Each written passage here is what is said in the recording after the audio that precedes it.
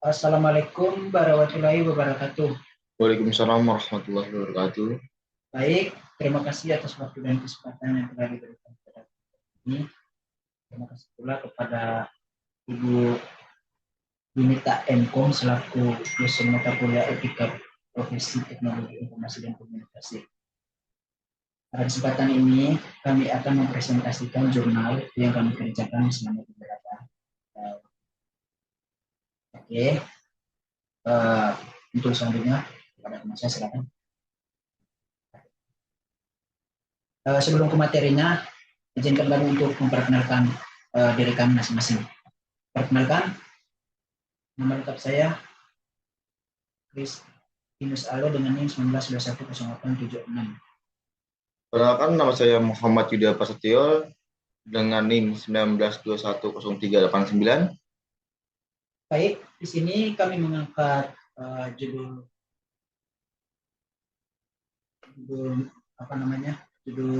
tugas kami, yaitu implikasi dan strategi pencegahan pemalsuan data dalam dunia digital. Selanjutnya.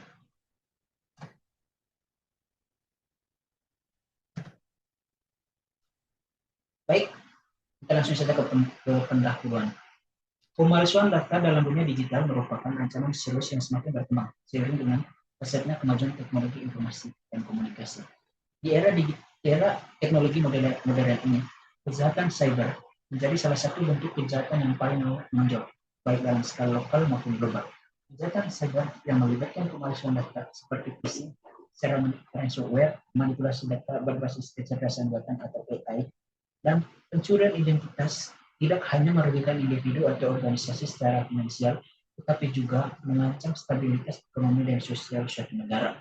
Oke, selanjutnya.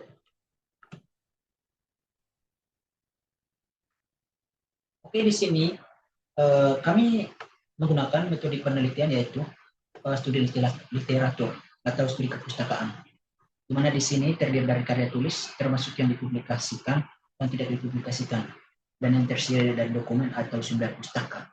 Selanjutnya.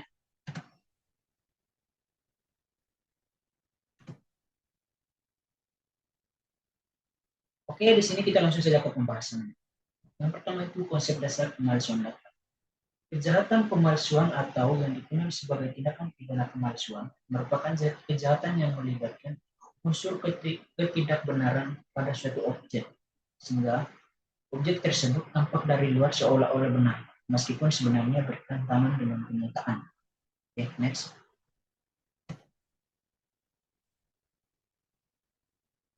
Tindakan pidana pemalsuan data adalah kejahatan yang dilakukan dengan cara mengubah data yang sudah atau dokumentasi asli memperoleh keuntungan.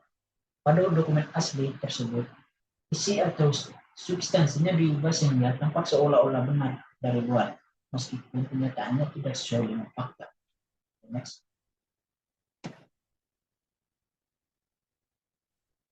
Nah, kedua adalah jenis-jenis pemalsuan seperti phishing, ransomware, dan deepfake.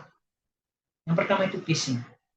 Phishing adalah teknik penipuan online yang dilakukan untuk mendapatkan informasi pribadi dari korban.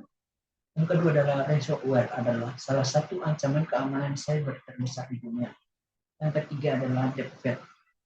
Deepfake ini pemalsuan video atau audio dengan menggunakan atau mengganti wajah suara dengan menggunakan AI. Selanjutnya.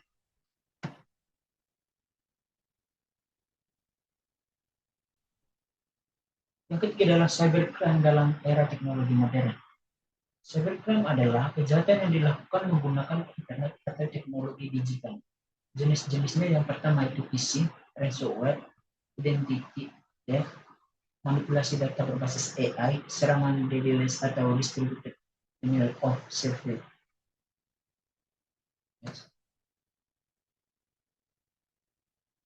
Faktor yang menyebabkan cybercrime berkembang di era teknologi modern meliputi yang pertama itu kemajuan teknologi, rendahnya kesadaran keamanan digital, akses internet yang meluas, dan kelemahan sistem keamanan.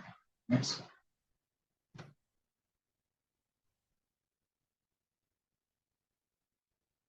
Yang kelima adalah dampak dari cybercrime di era teknologi modern.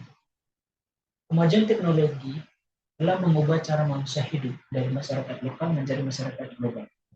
Dengan internet sebagai salah satu pendorong utama.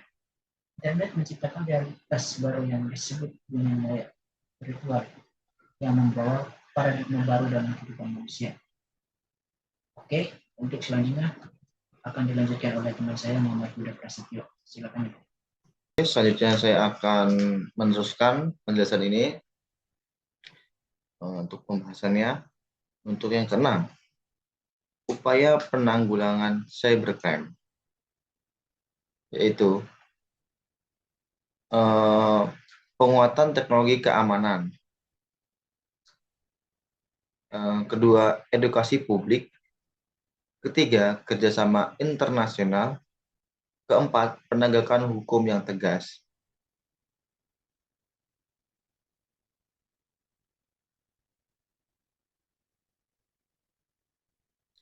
Ketujuh, dampak pemalsuan data. 1. Dampak ekonomi. Dampak ekonomi pemalsuan data menyebabkan kerugian finansial yang mencapai triliunan dolar setiap tahun secara global. Dampak tersebut mencakup yaitu kerugian akibat ransomware di mana perusahaan terpaksa membayar tebusan untuk memulihkan akses ke data mereka. Kedua, kehilangan pendapatan yang timbul dari pencurian identitas yang dimanfaatkan untuk penipuan kartu kredit atau pembobolan rekening bank. Tiga, pengeluaran tambahan yang diperlukan untuk pemulihan data, peningkatan keamanan dan biaya litigasi hukum, yaitu kenapa pemalsuan data menyebabkan kerugian finansial yang mencapai triliunan dolar setiap tahun secara global. Yang kedua itu dampaknya itu kehilangan kepercayaan masyarakat terhadap digital akibat skala internasional kebocoran dan manipulasi informasi. Dampak keamanan ancaman terhadap infrastruktur kritis seperti sistem perbankan, jaringan listrik, dan finansial publik lainnya.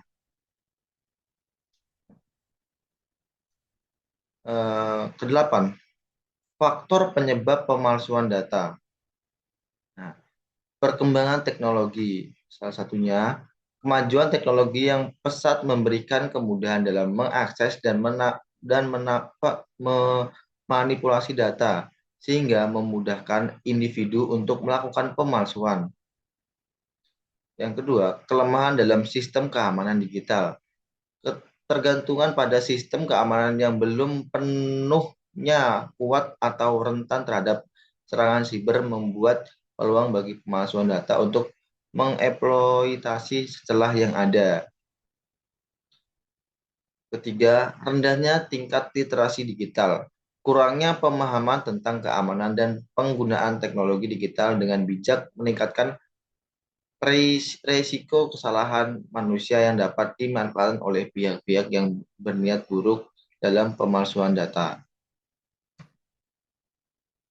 Nah, strategi pencegahan pemalsuan data yaitu bagi perusahaan. Penerapan kebijakan keamanan dokumen. Nah, langkah ini langkah awal yang dapat diambil perusahaan untuk mencegah pemalsuan dokumen